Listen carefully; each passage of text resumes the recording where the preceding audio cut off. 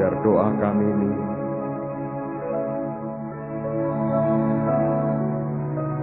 jadi kenyataan dalam hidup setiap pribadi kami.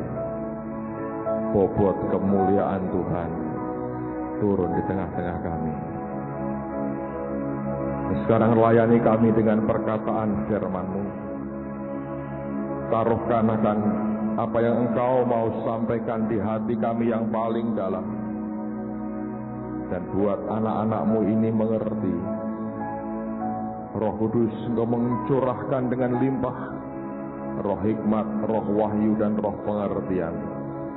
Engkau sendiri ya Tuhan yang akan mengajari kami apa yang harus kami mengerti pada pagi hari ini. Dan kemuliaan itu hanya bagi Yesus Tuhan, karena semua asalnya daripada-Mu. Di dalam nama Tuhan Yesus, ubah dan berkati kami. Dan yang percaya berkata, amen. Silakan duduk saudara. Mulai minggu ini sampai dengan nanti menjelang akhir bulan ini, Tuhan taruh dalam hati saya untuk menyiapkan saudara. Memang acara akan dibuat di Cirebon, tapi nanti ada cara di mana saudara bisa mengikutinya. Saya lagi berpikir kalau memungkinkan Rema bisa siarkan live acara di Cirebon tanggal 24 itu, sehingga di rumah Anda masing-masing saudara bisa mengikuti, karena ini memang berlaku bagi banyak anak Tuhan, dan terutama saya percaya ada rencana Tuhan yang luar biasa buat hidup setiap kita. Amen, saudara. Sebulan yang lalu saya ditegur Tuhan bicara dengan saya, juga seorang hamba Tuhan bicara yang sama. Tuhan berkata begini, kalau aku beri kamu pewahyuan kebenaran firman Tuhan yang sangat spesial, jangan ceritakan dan sampaikan kepada orang lain sebelum jemaat di sini mendengar. Jadi Tuhan mau Anda didahulukan mengerti apa yang Tuhan mau sampaikan. Saya cuma melihat satu hal, Tuhan mengasihi saudara, dan itulah cara Yesus menghargai bagaimana kita menanti-nantikan Tuhan selama ini dan merindukan Dia datang sebagai Raja dalam hidup kita. Nah, ada satu hal yang sebetulnya saya ingin taruhkan pada pagi hari ini di dasar hati saudara seperti yang Tuhan mau. Walaupun ini merupakan awal yang sangat tidak enak, tapi Tuhan berkata harus disampaikan supaya semua kita siap. Karena nanti pada tanggal 24 Mei itulah Tuhan akan membagikan begitu banyak jubah yang luar biasa dalam kehidupan kita. Dan itu akan mengubah kehidupan Anda sekalian. Kegerakan roh yang terakhir pada akhir zaman ini tidak lagi akan dimonopoli oleh satu dua orang tertentu yang begitu diurapi dan dipakai Tuhan sehingga tidak ada orang yang bisa mendekatinya. Tetapi Tuhan akan pakai semua kita yang sedia. Karena waktunya sudah singkat, Dia mau pakai semua kita. Saya membayangkan Anda masuk keluar kampung, menyembuhkan orang sakit, membangkitkan orang mati, dan mengusir setan. Saya membayangkan Anda masuk rumah sakit, dan hari itu rumah sakit kosong karena semua minta pulang, sudah disembuhkan oleh Tuhan. Dan saya membayangkan saya sedikit santai, tidak dicari-cari orang, karena masing-masing Anda mendengar Tuhan berbicara, tidak perlu konseling dengan orang lain. Itu bagusnya buat saya. Tapi luar biasanya saya percaya, nanti dalam kegerakan Tuhan yang terakhir, dan Pak Yusak sudah menyampaikan pesan Tuhan, itu dimulai di tahun ini. Dan saya percaya saya doakan saudara akan dipakai Tuhan dengan cara yang belum pernah terjadi sebelumnya. Nah, tapi sebelum semua itu terjadi, ada suatu fase yang sekarang sedang berlangsung, yang Anda dan saya harus waspadai. Karena berkali-kali Tuhan berkata, akan terjadi perubahan kepemimpinan, yang kirbat lama akan disingkirkan dan diganti dengan kirbat yang baru. Sebab anggur yang baru hanya bisa diberikan di dalam kirbat yang baru, yang masih elastis, yang masih sedia mengikuti apa yang Roh Kudus katakan. Karena banyak orang tanpa sadar sudah mengenakan akan atau menjadi kirbat yang lama. yang sudah keras, yang tidak mungkin berkembang seperti yang rohnya mau. Mereka ini berjalan seperti yang biasanya dikerjakan dan tidak lagi mendengar akan arahan Tuhan dalam hidupnya. Dan ini yang harus diwaspadai. Sebab tidak ada orang yang kebal akan hal ini. Bisa-bisa itu terjadi juga dalam kehidupan kita. Oleh karena itu saya ingin pada hari ini meletakkan sebuah dasar yang sangat penting. Tapi ini realita yang seringkali saya berkata seperti mimpi buruk. Tapi ini kenyataan yang terjadi. Nah, dalam beberapa minggu terakhir ini ada satu perkataan Daud yang terus terngiang di hati dan di roh saya.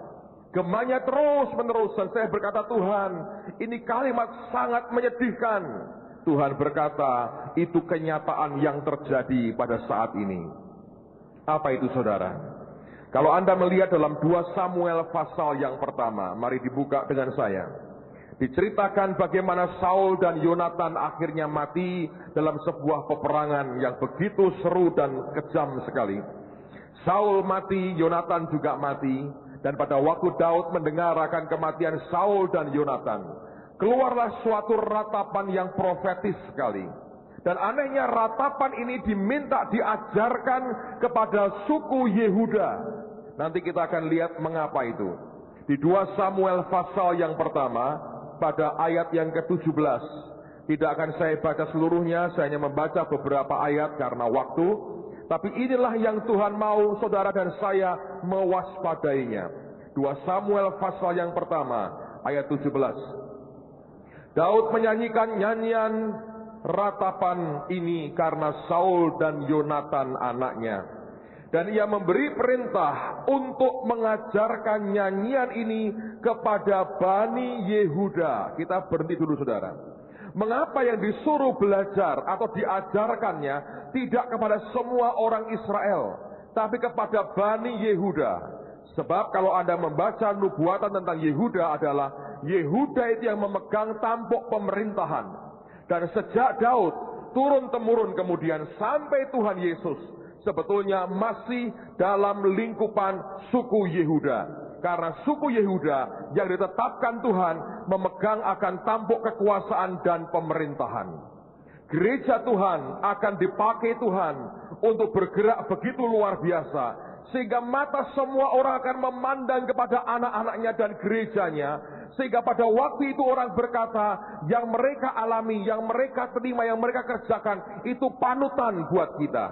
Nah, karena kita dipanggil sebagai para pemimpin rohani yang memberikan arahan kepada bangsa-bangsa kemana mereka harus pergi, maka ini merupakan warning, peringatan buat kita. Dan terutama saya mau katakan kepada teman-teman yang aktif dalam pelayanan, yang melayani Tuhan, ketika saudara ada posisi tertentu, Anda seperti Bani Yehuda, ada tampuk pemerintahan tertentu yang Tuhan percayakan dalam hidupmu. Dan ratapan ini Daud berkata, ajarkan ini kepada Bani Yehuda. Dan firman berkata, itu ada tertulis dalam kitab orang jujur. Dengan kata lain Daud mau berkata, aku sampaikan ratapan ini bukan karena aku bersuka cita karena mertuaku mati. Dia berkata ini meratapan yang keluar dari rohnya. Ini erangan, ini merupakan orang yang seperti mengerang di depan Tuhan. Rohnya menderita luar biasa melihat kematian Saul dan Yonatan. Dari semua ratapan yang dia sampaikan, ada 3 atau 1 kalimat yang 3 kali diulang oleh Daud. Dan lihat pada ayat yang berikutnya, ayat 19. Kepermayanmu hai Israel, mati terbunuh di bukit-bukitmu. Lalu kemudian keluarlah sebuah ratapan, dan kalimat ini minimal diulang 3 kali dalam ratapan Daud ini. Dan dia berkata, betapa gugur para pahlawan, how the mighty fallen. Betapa telah tergeletak jatuh orang-orang yang gagah perkasa, how the mighty fallen. Dan kalimat ini yang beberapa waktu terakhir ini terus bergema di hati saya. Terus saya berkata, Tuhan, ini kalimat yang tidak baik sebetulnya. Tuhan berkata, tapi ini realitanya. Engkau melihat begitu banyak orang-orang yang gagah perkasa, hari ini sudah jatuh bergelimpangan dan tidak lagi ada dalam pusat kehendak Tuhan. Daud meratap ketika Saul mati, dia berseru, "How the mighty fallen," betapa telah gugur, telah jatuh orang-orang yang gagah perkasa. Dan bukan hanya sekali dia mengucapkan, di ayat yang ke-25, kalimat yang pertama dia berkata lagi, "Betapa gugur para pahlawan, how the mighty fallen." Dan bukan hanya itu, ayat yang ke-27, Alkitab berkata, lagi dia berkata, "Betapa gugur para pahlawan, how the mighty fallen." Tuhan, aku sedih, dia berteriak, betapa orang-orang yang gagah perkasa, orang-orang yang pernah Engkau urapi, orang-orang yang pernah Engkau pakai dengan luar biasa, mengapa dia sampai pada gugur dan berjatuhan? Dan hari-hari ini sebetulnya gereja, kalau Anda mengerti keadaan yang sebenarnya, orang pada menjerit, orang berteriak, "How the mighty fallen." Bagaimana orang-orang yang begitu perkasa, begitu kuat, dia bisa jatuh dan bergelimpangan seperti itu. Ada sesuatu yang mendukakan roh saya terus terang dengan apa yang saya tahu, yang saya dengar dalam beberapa minggu terakhir. Sampai dengan tadi sore, kemarin sore, Ibu Elizabeth cerita dengan saya sesuatu, saya berkata, "Tuhan, lagi satu lagi menambah panjang deretan orang-orang yang berguguran di tengah jalan." Saudara, ini hal yang menyedihkan buat hidup saya. Beberapa waktu yang lalu kami makan malam dengan seorang hamba Tuhan yang sangat senior sekali. Dan beliau ini sudah begitu banyak malang melintang di dunia pelayanan. Orangnya sudah sangat matang dalam pelayanan, dia tahu apa yang dia harus kerjakan. Mungkin saya pikir tanpa persiapan dia bisa khotbah dengan baik, karena sudah puluhan tahun dalam pekerjaan Tuhan. Saya dengan mata sendiri tidak melihat apa yang dia buat, karena seringkali Tuhan tidak melihat perbuatan di luar yang bisa penuh dengan tipu daya, tapi Tuhan melihat yang di dalam. Tapi yang membuat saya terus terang, saya jujur berkata, saya hampir nangis di depan dia. Tapi saya tahan karena tidak mungkin saya tiba-tiba saya teriak-teriak nangis di depan dia. Tapi saya harap dia akhirnya bisa menyadari apa yang terjadi. Sebab pada waktu kami selesai makan, tiba-tiba beliau ini berkata, "Tadi siang aku mimpi yang buruk sekali." Dan semua pada waktu dia berkata begitu, saya diam. Saya perhatikan betul apa yang dia mau. Sebab bagaimanapun Tuhan pakai dia. Dan dia berkata dia mimpi buruk. Yang membuat saya tambah sangat intens mendengarkan apa yang dia katakan. Karena dia berkata begini, "Kiranya Tuhan menjauhkan itu daripadaku." Ketika dia berkata seperti itu, saya mengerti. Itu mimpi bukan untuk orang lain. Itu mimpi tentang dirinya. Sebab kalau tentang orang lain dia tidak berkata, "Kiranya Tuhan menjauhkan daripadaku." Mungkin beliau akan berkata, "Kiranya Tuhan menjauhkan dari mereka." Dan saat dia berkata, "Kiranya Tuhan menjauhkan daripadaku," saya mengerti Tuhan menyampaikan pesan tertentu. Saya perhatikan dengan baik apa yang dia mau sampaikan. Dan ini yang beliau katakan, saudara. Sedih hati saya. Umurnya sudah cukup lanjut. Pengalamannya luar biasa. Dia berkata begini, "Aku bermimpi tadi siang dalam sebuah kegelapan yang pekatnya luar biasa. Gelap, sekitarku gelap sekali. Dan dalam kegelapan itu," dia berkata, "aku melihat diriku turun ke sebuah lubang yang dalam dengan tangga yang hampir tidak kelihatan. Tapi aku tahu ada seperti besi pegangan di temboknya." Dan dia berkata, "Aku turun perlahan-lahan. Terus aku turun. Aku berpegangan kepada besi itu karena hampir tidak terlihat tangganya. Begitu pekat gelapnya." Dan dia berkata, "Aku turun dan aku turun sampai aku ke dasar lubang yang gelap itu. Dan pada saat itu aku terbangun. Aku berkeringat." Dan dia berkata, "Kiranya Tuhan menjauhkan itu padaku." Saya ketika mendengar dia cerita itu, saudara, saya hampir teriak nangis. Saya bilang, "Tuhan, umurnya sudah sekian. Dia abdikan dirinya puluhan tahun kepadamu. Tapi apakah dia mengerti kalau hari ini Tuhan panggil pulang, dia mungkin orang yang terbuang? Saya bilang, Tuhan, apakah aku mesti bicara dengan dia? Dia bilang, tidak. Seharusnya dia sudah mengerti. Dan waktu dia ulangi lagi berkata, kiranya dijauhkan Tuhan daripadaku. Roh Kudus berkata, lihat, dia sebetulnya sudah tahu. Itu tentang dirinya. Saya hanya bisa berdoa, Tuhan, beri anugerah supaya semua pengabdiannya puluhan tahun tidak hilang begitu saja. Tidak tahu sebetulnya apa yang terjadi di belakang semuanya. Kalau Anda lihat setiap hamba Tuhan, pelayan Tuhan, bahkan jemaat di gereja, semua kelihatan baik. Tapi yang di dalam hanya Tuhan yang mengerti. Dan kalau kita mau jujur, kita juga tahu apa yang terjadi. Amen, saudara. Nah, sekarang pertanyaan besarnya adalah, lalu kita mesti bagaimana, Pak? Kalau semua pada berguguran seperti itu, hidup yang seperti apa yang Tuhan inginkan? Saya teringat akan perkataan Paulus. Kemarin Pak Ardian sharingkan kepada saya beberapa ayat. Saya mau baca buat saudara. Lihat dalam 2 Korintus pasal yang kelima. Di 2 Korintus pasal yang kelima, ayat 9 dan ayat yang ke-10. 2 Korintus pasal 5 ayat 9 dan ayat yang ke-10. Anda perhatikan, ini pernyataan dari Rasul Paulus.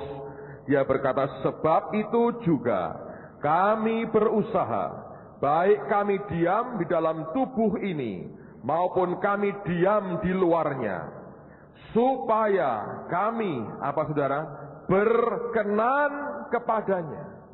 Yang paling utama itu bukan prestasi kita di hadapan manusia, atau apa yang orang nilai terhadap kehidupan kita, atau penghakiman orang kepada kita. Itu bukan yang terutama. Paulus berkata, supaya kami berkenan kepadanya. Dalam terjemahan yang lain saya akan bacakan, ini lebih jelas. Paulus berkata, therefore we make it our aim. Oleh karena itu kami menjadikan ini sebagai tujuan kami. Inilah goal kami, inilah maunya kami, inilah tujuan akhir kami. This is our aim, inilah tujuan kami. Dia berkata, whether present or absent, apakah kami hadir bersama dengan kalian, atau kami sendirian tanpa orang tahu? Apakah kami di tengah-tengah jemaat tubuh Kristus ini, atau kami sedang sendirian di tempat yang lain? Dia berkata, to be well pleasing for him. Menjadi begitu berkenan bagi dia dan di hadapan dia. Dia berkata, this is our aim. Inilah tujuan kita. Inilah akhir kami. Hidup kami supaya berkenan di hadapan Tuhan. Dan Saul rupanya gagal. Hidup senantiasa berkenan di hadapan Tuhan. Bagaimanapun raja ini pernah memulai sesuatu yang begitu hebat dengan pengurapan Tuhan di atasnya. Pada akhir daripada hidupnya, dia gagal mempertahankan itu. Coba lihat dalam Kisah Rasul pasal yang ke-13. Kisah Rasul pasal yang ke-13. Lihat pada ayat yang ke-22 dari Kisah Rasul 13. Dan perhatikan ayat yang ke-22. Firman berkata sangat tegas dan sangat jelas sekali. Kisah Rasul pasal 13 ayat 22. Alkitab berkata, setelah Saul disingkirkan. Nah, siapa menyingkirkan Saul? Tidak ada. Bukan Daud yang menyingkirkan Saul. Daud tidak pernah menyingkirkan Saul. Dia hanya menghindar, dia hanya terus lari, dikejar mau dibunuh. Terus 13 tahun dia hanya lari menghindar dari mertuanya sendiri. Yang menyingkirkan Saul tidak ada orang lain, tapi Tuhan yang mengangkat dia. Tuhan sendiri yang menyingkirkan dia. Dikatakan setelah Saul disingkirkan, Allah mengangkat Daud menjadi raja mereka. Tentang Daud Allah telah menyatakan, ini penting sekali, Aku telah mendapat Daud bin Isai. Kata ini seperti orang menemukan barang yang berharga, yang begitu precious, yang mahal, yang dia cari-cari, yang langka. Dia berkata, aku telah menemukan Daud. Anda bisa bayangkan, kalau engkau mencari barang yang langka yang engkau inginkan, tiba-tiba itu barang di depanmu, engkau berkata, aku menemukannya. Dan Tuhan melompat, dia berkata, aku telah menemukan Daud bin Isai. Dan dia berkata, seorang yang berkenan di hatiku dan yang melakukan segala perintahku. Dan surat Yohanes berkata, inilah kasih kepada Allah, yaitu kita menuruti perintah-perintahnya. Kasih itu bukan diekspresikan saja lewat nyanyian. Kalau hanya lewat nyanyian, Tuhan berkata, bangsa ini memuliakan aku dengan bibirnya, tapi hatinya menjauh daripadaku. Kira-kira hampir 2 minggu lalu, suatu hari Tuhan beri saya mimpi. Saya tidak mengerti ini gejala apa. Tapi sejak kebaktian Jumat Agung yang lalu, berkali-kali saya mimpi didatangi Tuhan Yesus sendiri. Dulunya selama puluhan tahun, bisa dihitung dengan 1 jari, saudara. Yang saya ingat, saya ketemu Tuhan dalam mimpi saya hanya 2 kali. Sekian puluh tahun, hanya 2 kali ketemu Tuhan Yesus. Tapi sejak peristiwa Jumat Agung itu, sungguh-sungguh berkali-kali saya ketemu dengan Tuhan Yesus. Dan yang ini luar biasa. Dengerin, saya mau cerita mimpi saya. Saya harap jadi pelajaran yang sangat berharga buat kehidupan kita. Karena saya berasa saya sedang diajari banyak hari-hari ini. Saya sedang belajar begitu banyak. Dalam mimpi itu saya melihat suasana kebaktian, kebangunan rohani. Ada gedung mirip Holy Stadium, tapi lebih kecil. Dan dari luar saya tahu penuh sesak dengan orang. Dan waktu itu saya tahu ini suasana sedang revival besar-besaran. Makanya saya percaya itu segera akan terjadi. Dan yang dipakai justru Anda semua. Saya juga mau dipakai Tuhan, saudara. Tidak mau terlalu nganggur. Tapi Anda akan jadi pemain utama Tuhan yang luar biasa. Kalau engkau siap. Nah, waktu itu saya tahu itu bukan tugas saya untuk masuk ke sana. Saya didampingi beberapa pria. Lalu saya berkata begini, wah, aku pengen ninjau. Bahasa enaknya itu pengen nginceng aja, saudara. Ya, itu apa yang terjadi, kepingin lihat sebetulnya. Jadi saya masuk dan waktu itu hujan mulai turun. Dan ketika pas kami masuk, hujan lebat turun. Saya masuk langsung di belakang panggung seperti ini. Dan saya hanya lihat begitu. Saya hanya lihat penuh orang. Tapi tidak semua serius. Ada 2 kelompok yang saya bisa ngerti. Saya nggak kenal mereka pribadi-pribadi. Tapi ada 2 kelompok yang saya kenal. Kelompok pertama ini dari sebuah sekolah Alkitab. Duduknya di panggung. Karena nggak muat tempatnya. Ada kelompok lain di ujung sana. Nggak terlalu banyak. Dari gereja tertentu yang saya kenal beberapa orangnya. Saya bilang, wah, ini gereja ini sekolah Alkitab ini. Tapi saya nggak lihat, yang 2 kelompok ini tuh guyonan sendiri. Di tengah-tengah KKR tuh guyonan. Anda tahu, asik sendiri, guyonan, ngobrol sendiri, ngelucu sendiri, begitu. Selalu ada orang-orang yang begitu. Saya tidak tahu kenapa, tapi itu selalu ada ya begitu. Nah, pada waktu itu saya lagi berdiri, saya nggak lihat-lihat, saudara. Yang khotbah, Anda tahu, itu salah satu dari Anda, jemaat. Dan selama ini belum pernah khotbah. Anda tahu dia khotbah. Dan saya sudah beritahu dia, saya berkata, Pak, saya ingin kaget. Aduh. Waduh, Pak, saya kebaktian ini saya senang. Saya bilang, tidak, tentu loh, hati-hati. Jadi hamba Tuhan, Bapak satu kali. Istrinya bilang, iya Pak, yang nubuatin sudah banyak. Wah, jadi saya bilang, loh aku tidak ngimpi, pengen ketemu kamu, kok aku lihat kamu yang bicara. Tapi dia banyak sharing, tidak terlalu banyak ngupas ayat itu juga. Karena saya tahu Alkitabnya ditutup, saudara.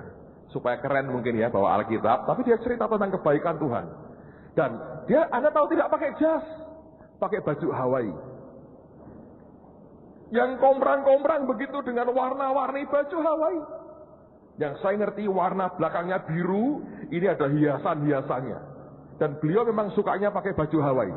Jadi saya lihat dia pakai baju Hawaii seperti biasa, tidak perlu pakai jas, pakai dasi atau pakai segala macam atribut pendeta yang dipakai banyak kelompok juga.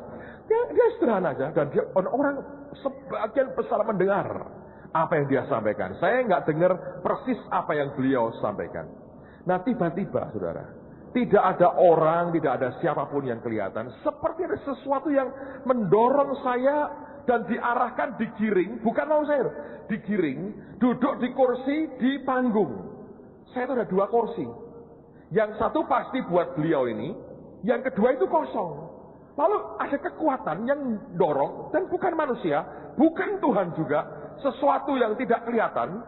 Saya didudukkan di kursi yang satu. Duduklah saya mendengarkan beliau mau tetap ngajar. Nah, tapi rupanya sudah menjelang akhir. Menjelang akhir, dan ketika dia selesai, amin, dia turun. Temuin saya, duduk di sebelah saya. Ini mimpi clear banget saudara. Lalu kemudian saya salami dia, lalu kami ngobrol. Rupanya pembicaraan kami ini nggak tahu, mungkin mikrofonnya belum dilepas atau gimana. Seluruh gedung itu dengar. Jadi ketika kami ngomong yang lucu, semua itu tertawa. Nah 2 kelompok guyonan ini saudara, mereka sebetulnya lagi nahan ketawa karena guyonan mereka sendiri.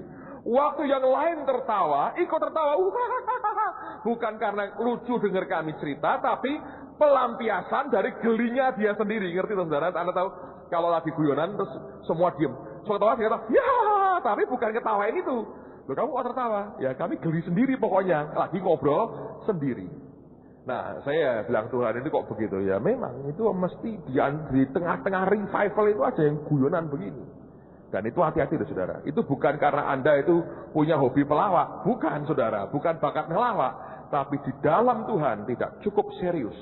Sehingga dia berkata, guyonan terus ini dengan aku. Ntar Tuhan juga guyonan. Ya toh? Tuhan berkati.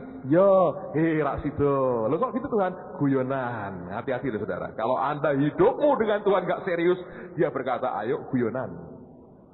Kalau dia sudah guyonan, repot saudara.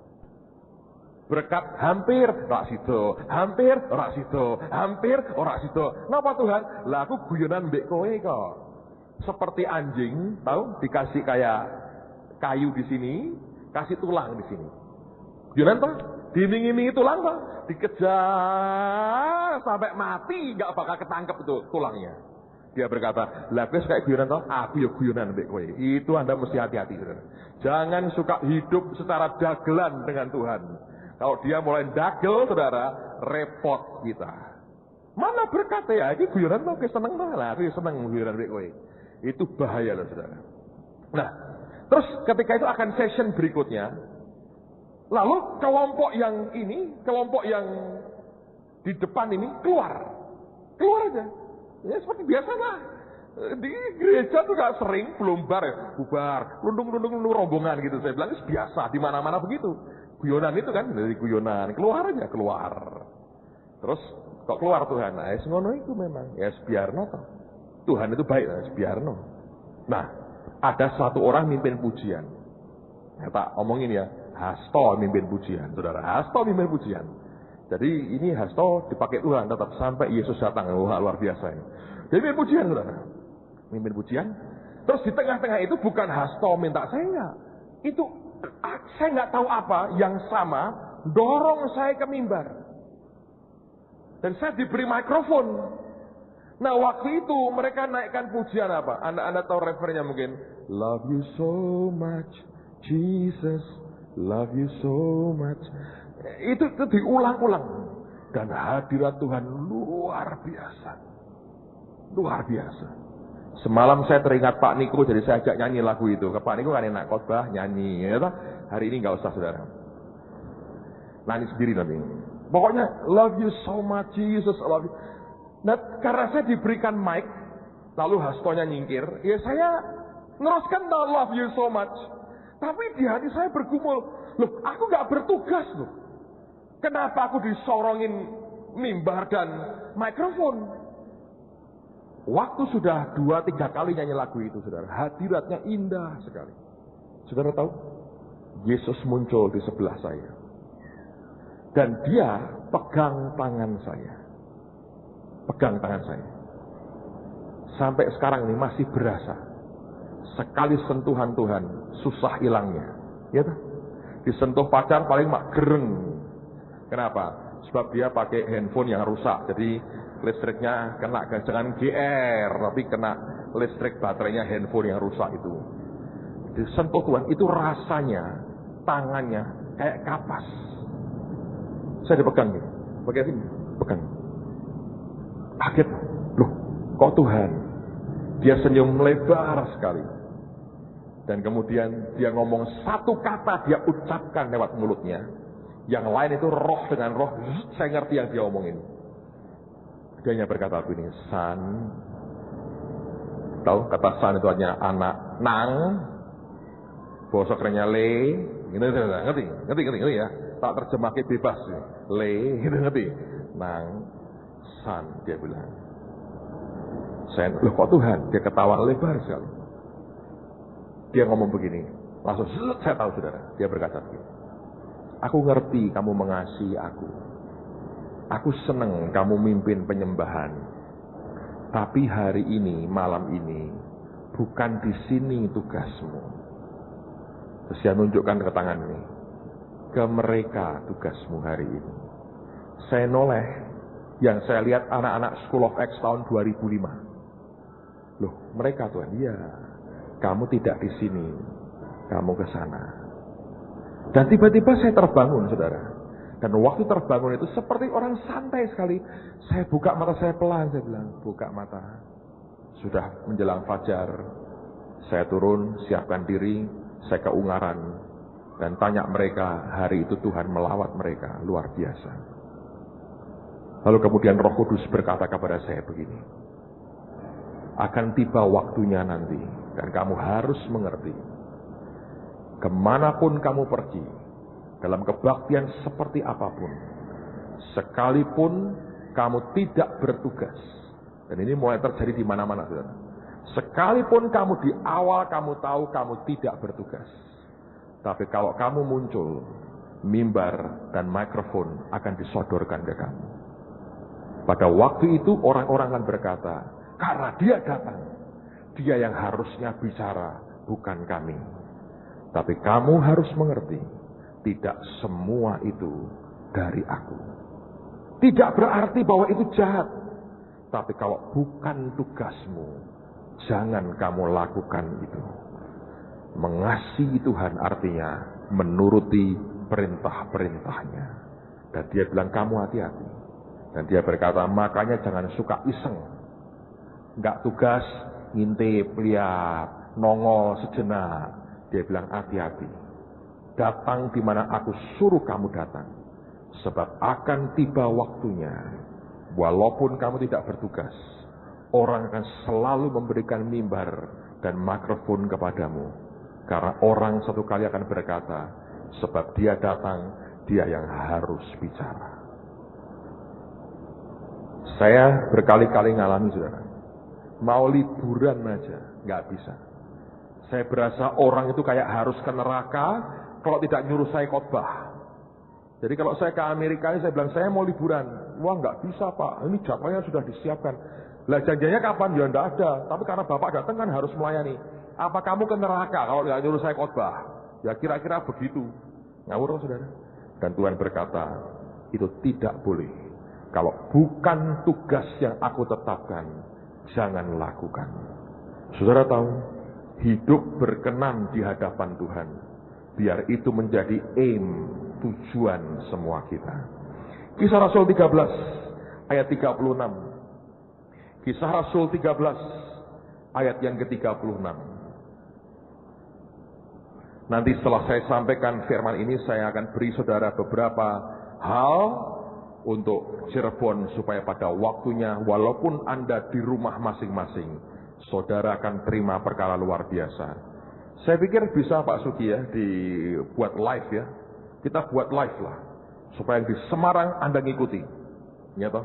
Kalau ke Cirebon semua nanti ketannya cepat habis ya Lis. Ketan habis, lalu terasi bisa habis. Nggak banyak persediaannya.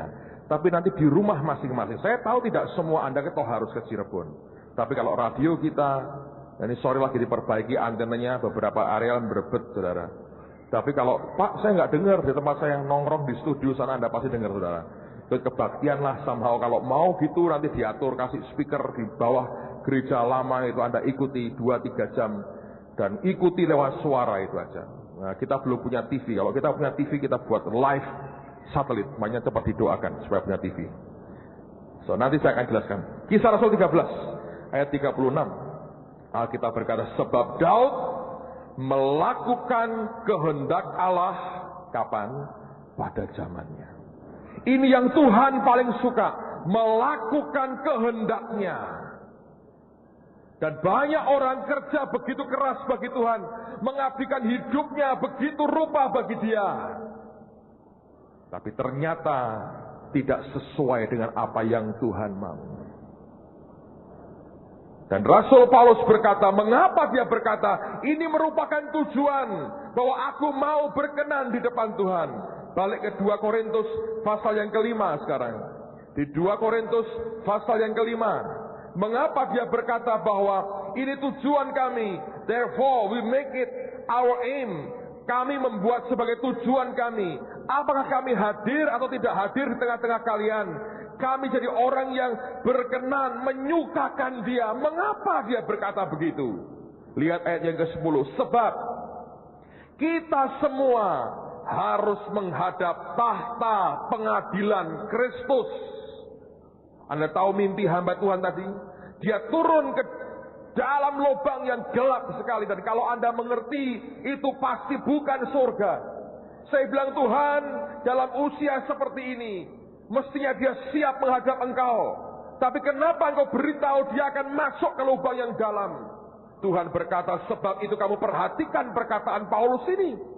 Dia berkata, mengapa tujuan kami menyenangkan Dia, berkenan kepadanya? Dia berkata, sebab kita semua harus menghadap tahta pengadilan Kristus, supaya setiap orang memperoleh apa yang patut diterimanya, sesuai dengan yang dilakukannya dalam hidupnya ini, baik ataupun jahat. Nah, jahat jangan diartikan saya bunuh, saya ngerampok, saya nodong, saya tipu orang. Bukan. Ingat akan hamba yang hanya menyimpan talentanya. Dia berkata, pernyahlah engkau hamba yang jahat. Kejahatan di mata Tuhan bukan hanya yang di luar, tapi yang seringkali berbahaya, kejahatan di dalam hati kita yang tidak murni dan tidak jujur di hadapan Tuhan. Nah, Anda perhatikan ini. Itulah sebabnya Paulus berkata, ini aim, ini goal kami, berkenan di hadapan Tuhan. Minggu lalu dalam kebaktian sore, saya datang di gereja. Mobil diparkir di situ, saya keluar. Saya lihat mobil begitu penuh di luar. Jemaat mulai berdatangan masuk lewat pintu samping kanan saya itu, mereka mulai masuk. Saya sekian detik, saya diam, saya perhatikan orang-orang yang datang. Saya tahu Tuhan sudah dan sedang memberkati kita. Dan apa yang terjadi ini belum seberapa. Tommy Barnett berkata kepada saya pada waktu beliau mengunjungi akan gedung ini, dan waktu kami selesai dengan KKR dia di gedung yang lama. Nanti bulan Agustus Tommy Barnett akan khotbah lagi di tengah-tengah kita. Saya yakin Anda masih ingat apa yang beliau sampaikan dan jadi berkat yang luar biasa. Dan pada waktu itu dia ngomong sama saya, percayalah, dengan begitu mudah kamu akan penuhi indoor ini dengan jiwa-jiwa. Dalam hati saya bilang, Tuhan, aku gak punya apa-apa, aku gak berdaya memenuhi, bagaimana caranya, I don't know. Tapi Tuhan yang membuat semuanya ini. Dan kemudian ketika saya lihat itu, saya berkata dalam hati, Tuhan, sampai berapa lama ini akan terus terjadi? How long it will last? Sampai berapa lama kami terus menikmati seperti ini? Karena saya tahu beberapa gereja pernah luar biasa di berbagai negara. Sekejap, kemudian hilang lagi. Beberapa anak Tuhan pernah naik sekejap, hilang lagi. Beberapa pengusaha pernah naik sekejap, turun lagi. Beberapa orang pernah diurapi sekejap, jatuh lagi. Beberapa gereja dikunjungi orang dari berbagai belahan dunia, sekian waktu, turun lagi. Beberapa gereja dipakai lagi, pecah. Para hamba Tuhannya ribut, mereka berpisah, revivalnya berhenti. Saya bertanya, Sampai berapa lama Tuhan kami akan menikmati seperti ini? Tidak ada pendeta yang berkata, Tuhan 2 tahun cukup, kemudian kami biasa-biasa. Ya toh? Pertanyaan saya, sampai berapa lama ini akan terjadi? Roh Kudus berkata kepada saya, kamu tahu, cuman satu kuncinya. Selama kamu berkenan di hadapannya, aku tidak akan pernah berhenti bekerja. Gelombang demi gelombang akan terus aku beri, bahkan akan dibaharui terus menerus. Jadi tidak ada metodenya, tidak ada. Pak Yos baru ngajar sebuah sekolah teologi, diminta sharing. Saya kemarin dengar mereka hanya curious, ingin tahu apa rahasia keberhasilan. Dijawab bahwa Tuhan. Orang berkata, tidak mungkin. Apalagi selain itu. Apakah Tuhan tidak cukup? Kok apalagi? Oh, kalau mau tahu betul, kita makan nasi putih, kadang-kadang makan pecel, kadang makan kangkung. Cobalah itu praktekkan dulu. Kalau tidak berhasil, apalagi? Coba gado-gado, coba nasi liwet, coba nasi langgi, coba lontong opor, saudara. Tuhan tidak cukup? I don't know. Tapi orang selalu ingin melihat yang manusia. Tapi berapa banyak orang yang sadar bahwa rahasia ada di tangan Tuhan. Hanya kalau kita berkenan, Tuhan akan terus bergerak di tengah-tengah kita. Yesus mengungkapkan hal ini indah sekali. Yohanes pasal yang keempat. Injil Yohanes pasal yang keempat. Ayat yang ke-34. Yohanes 4 ayat 34. 3 ayat lagi ini dan kita akan selesai. Yohanes 4 ayat. Yohanes 4:34 Alkitab berkata, kata Yesus kepada mereka, makananku ialah melakukan kehendak Dia yang mengutus aku dan menyelesaikan pekerjaannya. Bahasa Inggrisnya berkata, the food that keeps me going. Makanan yang membuat aku bisa terus bergerak maju. Makanan yang terus membuat aku bisa melangkah ke depan adalah melakukan kehendak Dia, yaitu Bapanya yang mengutus Dia dan menyelesaikan pekerjaannya. Ini makanannya. Selama ini disuplai terus dalam hidupnya, Dia berkata akan membuat aku terus maju. Tapi Dia mau berkata begini, kalau aku berhenti melakukan kehendaknya, maka makananku pun habis dan aku akan terhenti dan tergeletak jatuh. Dalam hidup kita, saudara, perhatikan satu hal ini. Yang paling utama, berkenan di hadapan Tuhan. Banyak orang berkata, aku mau cari kekayaan, mau cari pangkat, mau cari ini. Saya berkata, semuanya itu akan ditambahkan dalam hidupmu. Dengan cara Tuhan yang luar biasa. Selama engkau berkenan di hadapan Tuhan. Saya minggu ini diberkati Tuhan, saudara. Tapi saya tidak mau cerita sekarang. Tapi saya mau cerita berkatnya. Tuhan beri kami mobil baru. Luar biasa. Dan teman-teman pastoral tahu, dalam waktu kurang dari 24 jam. Semua pembayaran Tuhan atur semua. Dari tidak punya uang, Dia atur luar biasa. Amen. Nanti pulang, langsung pulang, jangan cari yang mana dan tumpangi tangan. Nanti kayak tembok Yeriko rontok. Dulu ada orang muteri 7 kali ketika saya naik BMW. Untung kuat, tidak seperti tembok Yeriko terbelah, saudara. Tapi setelah diputeri, gak lama diminta Tuhan, jadikan persembahan. Kalau Anda bilang, wah tak puteri, ben dijaluk Tuhan persembahan. Tidak apa-apa, saudara. Kalau Dia minta, Dia akan ganti saya lebih luar biasa. Amen. Tapi saya mau cerita, karena Tuhan berkata begini, kalau kamu cerita, tidak boleh sekedar ngiming-ngimingi orang. Biar orang sampai, wah, kurak dikei diiming-imingi toh, tidak boleh. Atau sekedar membuat orang terkesan, tidak boleh. Dia berkata, semua yang aku lakukan dalam hidupmu, ajarkan supaya mereka kenal aku lebih lagi. Sebetulnya yang terhebat bukan barangnya, tapi proses jalan dengan Tuhannya untuk kenal Dia, itu yang luar biasa. Amen. Tidak usah ngotot, santai. Rahasianya berkenan di hadapan Tuhan. Ayat berikutnya, Yohanes 8, Yohanes 8. Yohanes 8 ayat 29. Yohanes pasal yang ke-8 ayat yang ke-29.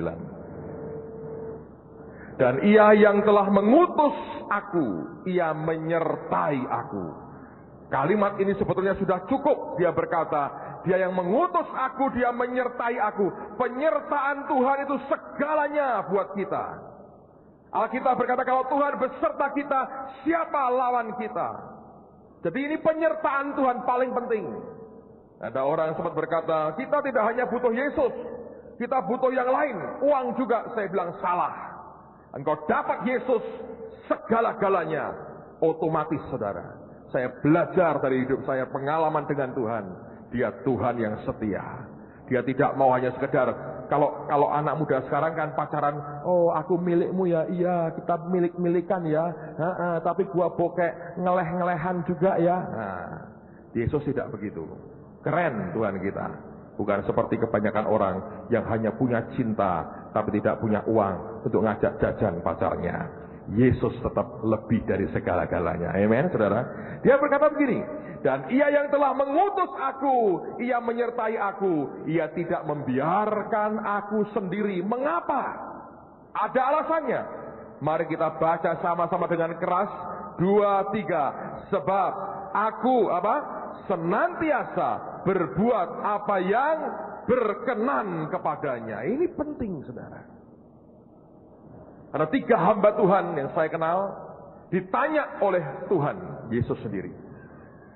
Dan 3-tiganya pertanyaannya sama, jawabannya berbeda. Yang seorang ditanya, apa yang kamu mau supaya aku perbuat bagimu? Kamu minta apa? Aku akan beri. Dan hamba Tuhan ini berkata, aku minta jiwa-jiwa Tuhan. Aku minta jiwa-jiwa yang banyak. Dia berkata, baik, buat lumbung-lumbung. Aku akan beri kamu jiwa-jiwa. Sejak itu gerejanya diberkati Tuhan luar biasa. Maju, tambah banyak jemaatnya. Dan Tuhan beri dia apa? Jiwa-jiwa. Senang gak, saudara? Senang. Tapi jangan lupa, makin banyak jiwa, makin pusing pendetanya. Makin banyak jiwa, makin banyak urusannya. Makin banyak jiwa, makin ruwet sebetulnya. Banyak orang hanya minta satu bagian.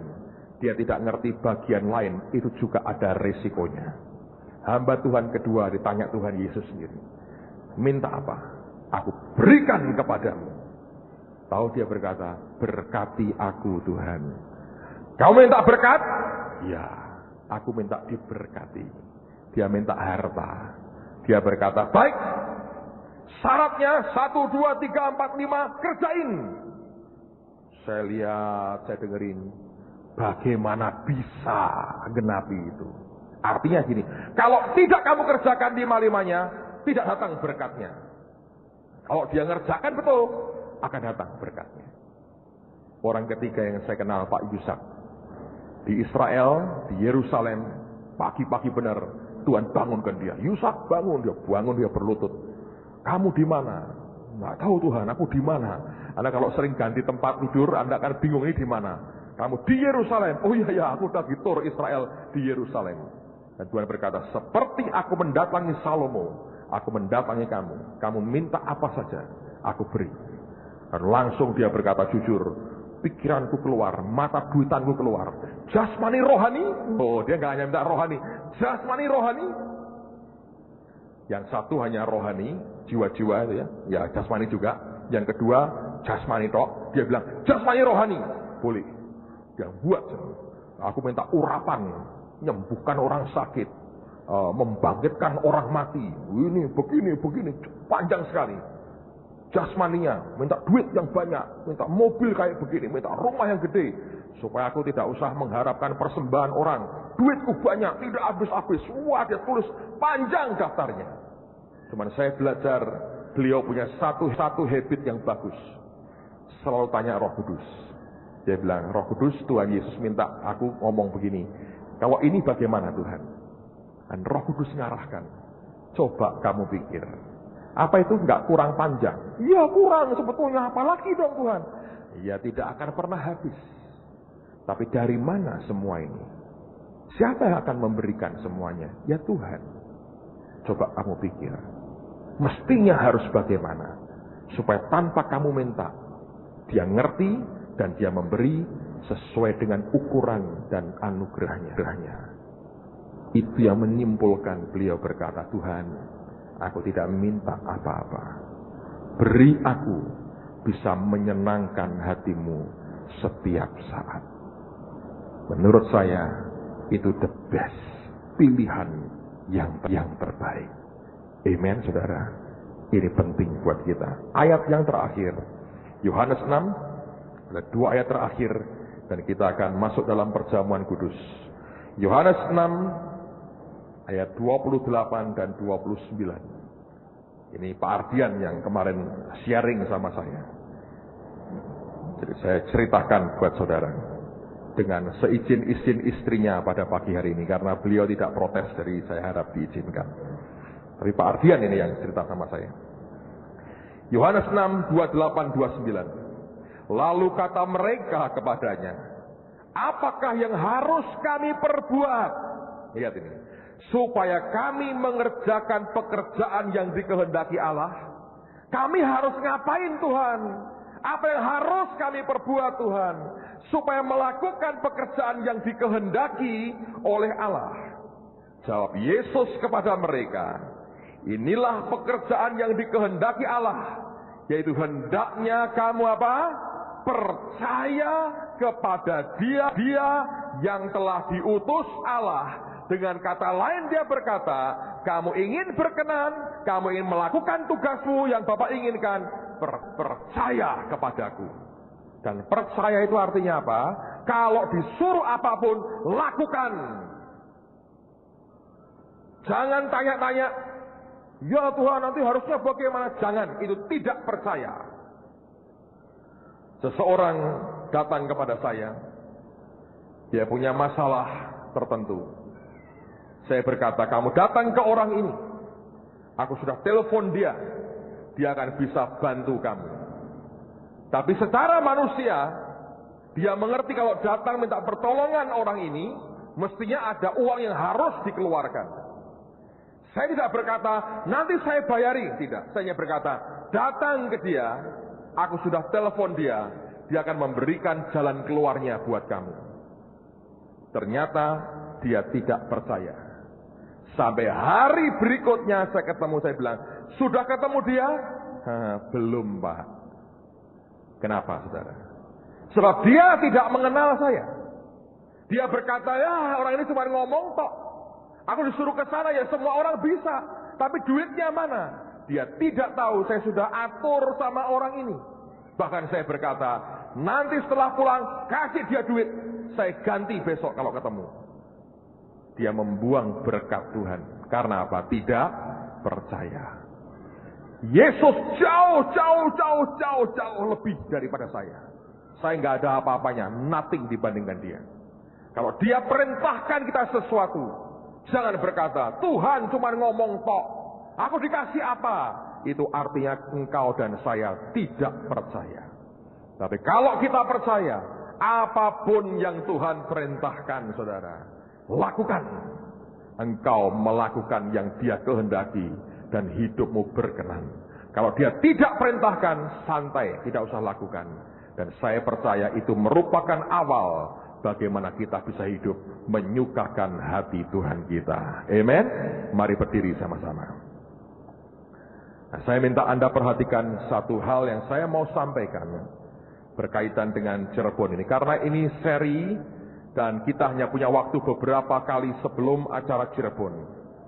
Satu, kita akan coba the best yang kita bisa. Mari berdiri sama-sama, saudara. The best yang kita bisa untuk buat siaran langsung dari Cirebon tanggal 24 nanti. Supaya baik di rumah masing-masing ataupun dimanapun Anda bisa menangkap itu, saudara bisa mengikutinya. Ini keuntungan punya radio sendiri. Kalau Anda nyewa jam, mahalnya luar biasa. Mungkin kita harus habis puluhan juta ini. Tapi it's a blessing, free. Kita akan coba the best yang kita bisa. Kita mau relay itu langsung doain supaya, nah di tempat di mana Radio Rema Anda nggak terlalu jelas, Anda bisa membuat kelompok dengan MK saudara, kumpul, itu hari libur saudara. Tanggal 24 itu hari libur, jadi kalau saudara mau terima apa yang Tuhan mau berikan, di rumah masing-masing bisa. Satu itu. Yang kedua begini, karena kami mendapat pesan Tuhan bahwa Yesus juga akan melawat anak-anaknya. Saya teringat tanggal 25 Maret yang lalu, kan Bu Nani diberitahu Tuhan sampai dia nangis.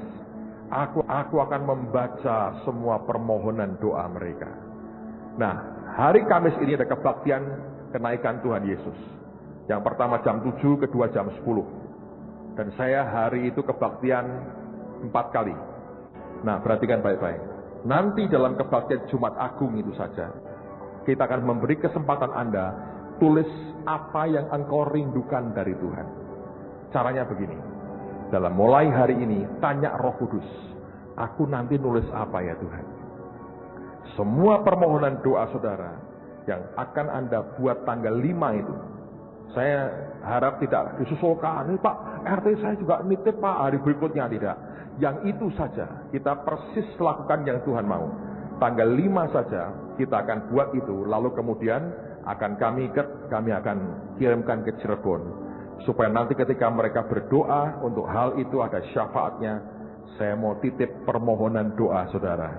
Dan saya percaya Tuhan mendengar doa kita. Tapi saudara mesti begini, Roh Kudus ajari aku mau apa? Jangan begini, 1, aku mau jadi finalis KDI 15. Supaya suaraku dangdut, ada gini. Dulu pernah saya didatangi orang, Pak, doakan saya supaya saya mendapat anugerah kebagusan, supaya wajah saya yang ganteng. Saya bilang, memang gue rada elek kalau saya berkata gitu, tapi aku ora iso merubah wajahmu. Terus datang lagi sudah nggak lama, Pak, doakan saya supaya saya punya kelenturan tubuh. Kenapa? Lagi latihan silat Pak, saya doakan kelenturan tubuh. Aku bilang, aku bukan aku bukan si buta dari gua hantu yang ngajari silat sama orang. Mau lentur ya, kamu makan karet banyak itu mungkin bisa ngelentur-lentur. Ada orang yang mintanya aneh-aneh, saudara. Wah, tapi kan saya ini penyanyi dangdut. Ya, terserah saudara.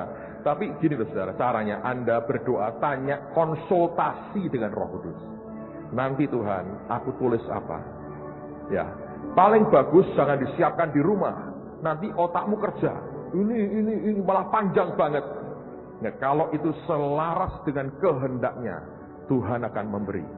Ya, Anda boleh bilang, aku mau wadul sama Tuhan. Suami kayak begini, wadul enggak apa-apa. Enggak apa-apa. Kalau Tuhan berkata, wadul Tuhan Yesus. Nanti biar disewer suamimu kembali ke Tuhan. Pokoknya nanti tanggal 5 Kamis ini, bagian pertama kedua, itu yang saya minta Anda kerjakan. Hari-hari ini Anda berdoa, minta Roh Kudus ngerti. Nanti tanggal 24-nya kita akan pancarkan lewat Radio Rema live dari jam berapa itu? Jam 8 pagi mulainya. Terus sampai mungkin jam 10, jam 11. Ya, itu akan dipancarkan. Siangnya akan ada lagi. Jadi aku rasa Selasa itu akan cukup panjang waktunya. Kita bisa pancarkan itu supaya saudara bisa mengikuti semua acaranya. Tanpa, kalau Tuhan perintahkan Anda ke Cirebon, silahkan. Kalau tidak, kami sediakan sarana ini di rumah masing-masing. Anda mengikuti, itu blessing luar biasa buat kita. Kota lain nggak bisa dapat saudara, karena tidak ada yang mau begitu. Tapi ini radio kita sendiri, kita pakai supaya semua Anda diberkati.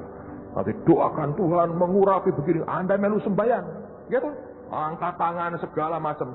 Kayak orang edan Pak, masuk kamar, kunci pintunya, do not disturb, gitu aja saudara, ya toh. Anda mau jungkir balik dengan Tuhan, yang penting keluar jadi orang yang berbeda. Amen. Ini anugerah luar biasa Tuhan berikan buat kita. Mari angkat tangan sama-sama. Naikkan lagu tadi Lisa. Biarkan kemuliaan Tuhan dinyatakan dan bobot kemuliaannya dicurahkan di tengah-tengah kita. Yang bertugas Anda boleh maju ke depan. Siapkan hati, terima tubuh dan darah Kristus. Saya minta Pak Yos akan melayani kita dalam perjamuan pada pagi hari ini, supaya semua kita terima berkat yang luar biasa dari Dia. Thank you Lord. Mari angkat tanganmu sama-sama di depan Tuhan.